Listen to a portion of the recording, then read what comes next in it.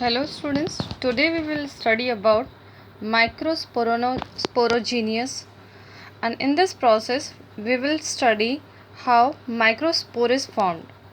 And as you all know, microspore is pollen grain. So we will study in detail how microspore or pollen grain is formed. In our early chapters or in early classes, we have studied how the microsporangium is formed. In earlier classes, we all know that the microsporangia is formed from epidermis, and epidermis of anther wall, and the epidermis, from epidermis the homogeneous cells are formed, and all these homogeneous cells are of same shape. From these homogeneous cells, archisporal cells are formed, and these archisporal cells differentiated into two types. One is primary parietal cells, and another is primary sporogenous cells. Later on, primary parietal cells form four layers, that is epidermis, endothecium, middle layer, and tapetum. And primary sporogenous cell is formed into microspore mother cell, and later on this microspore mother cells form four microspores, and these microspores, as you all know, are pollen grains. So till this how we have studied in our earlier classes. Now we will study, today we will study in detail how this microspore is formed. Till this how we have studied how the anther wall is formed. So I hope you all have made it clear how anther wall is formed in microsporangium.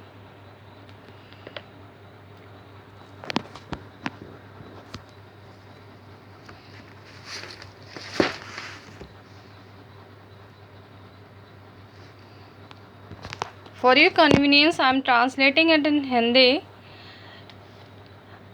हम पढ़ चुके हैं in earlier classes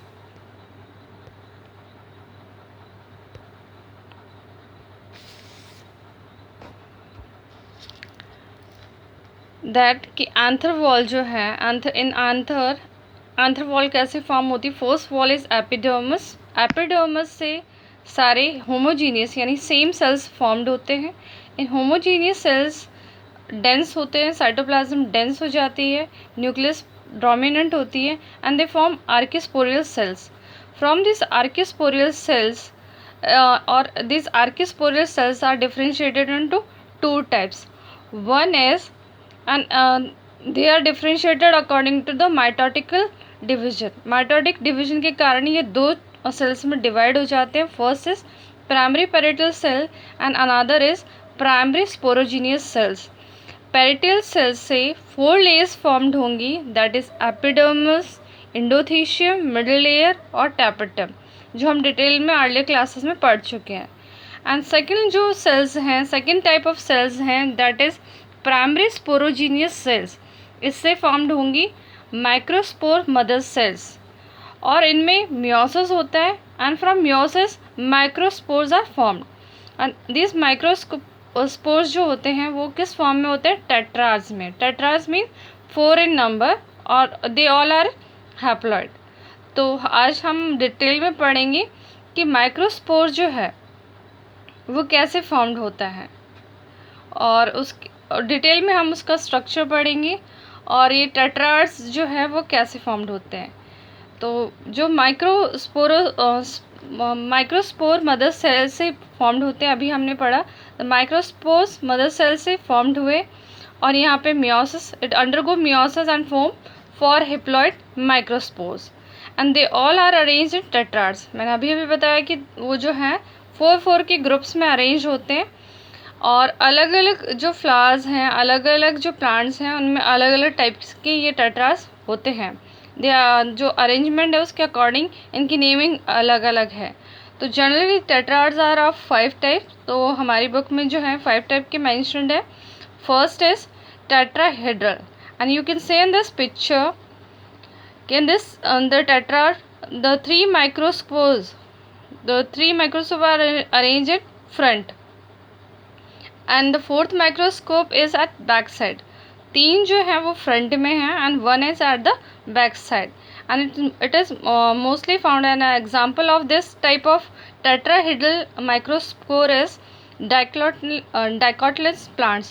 All mostly the most of the dicot plants have this kind of arrangement in them, or you can say the microspores in dicot plant have tetrahedral arrangement. Second one is isobilateral, and in this all microspores are arranged in one plane of tetrad. You can see in this picture all the four microspores, that is pollen grain, before maturation they are arranged in a one plane. Four tetras, 1 2 3 4 microspores are arranged in one plane. An example is monocot plant. Mostly in monocot plant this type of arrangement can be seen. An example can be zea maize, that is maize. Next is desiccate. Desiccate, in this type of tetrad, two microspores are arranged at right angle with each other. You can see 1 2, they are at the right angle with two microspores. Okay, the two microspores are visible and only one from lower side will be visible. One at this side and one is at the back side. An example of this type is Mongolia. Okay, the third one is T-shaped, and you can easily see one T-shaped is found.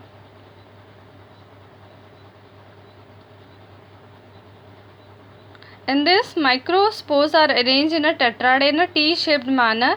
An example is Aristocolchia elegans. And the fourth type of tetrad is linear. You can see in this picture all are arranged in a single line, or all are arranged in a linearly.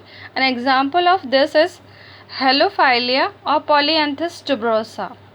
Okay, समझ में आ रहा होगा आपको कि जो microspores हैं जो mother cell से बनते हैं तो वो चार के ग्रुप में रहते हैं, और अलग अलग प्लांट्स में ये जो माइक्रोस्पोर्स होते हैं उनका अरेंजमेंट अलग अलग होता है, और उनके अरेंजमेंट के टाइप से हम उनको अलग अलग नामों से जानते हैं.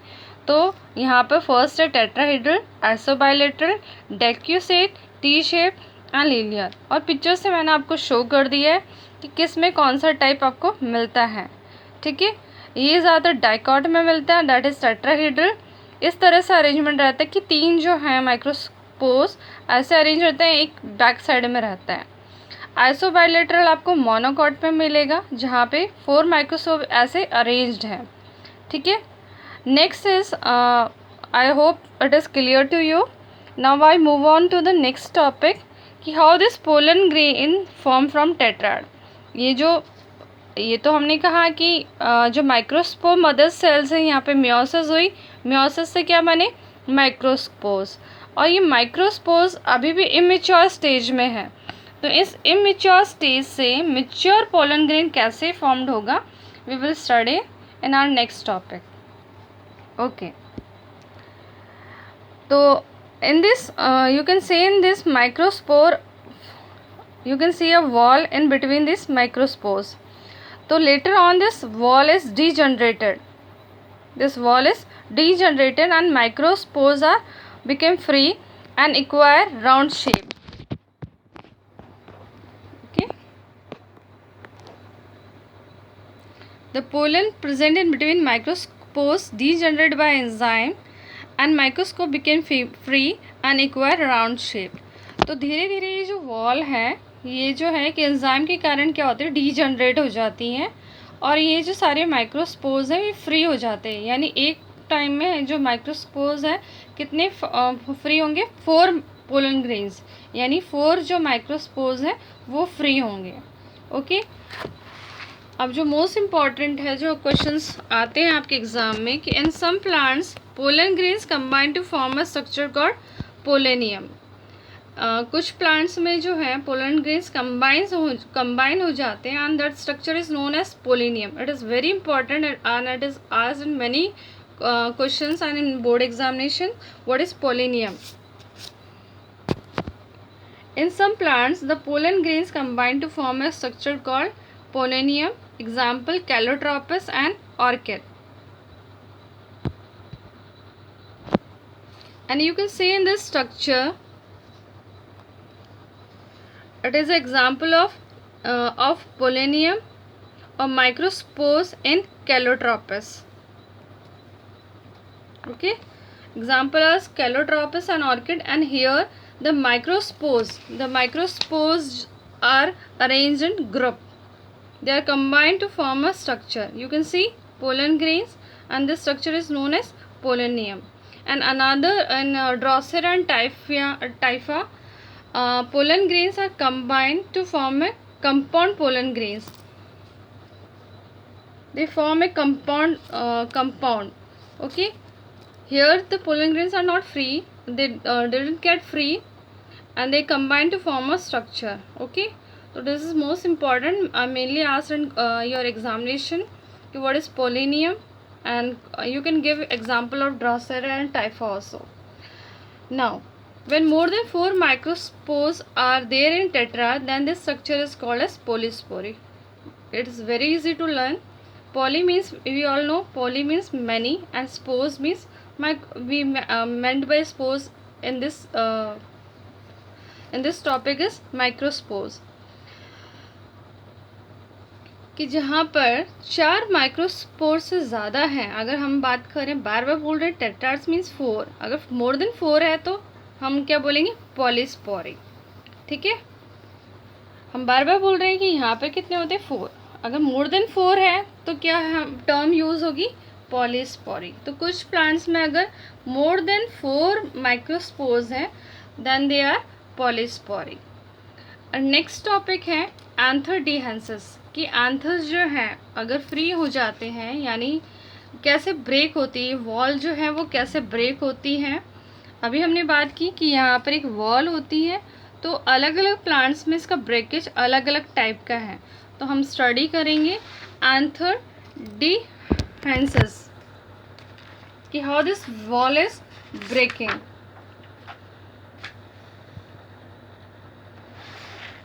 ओके,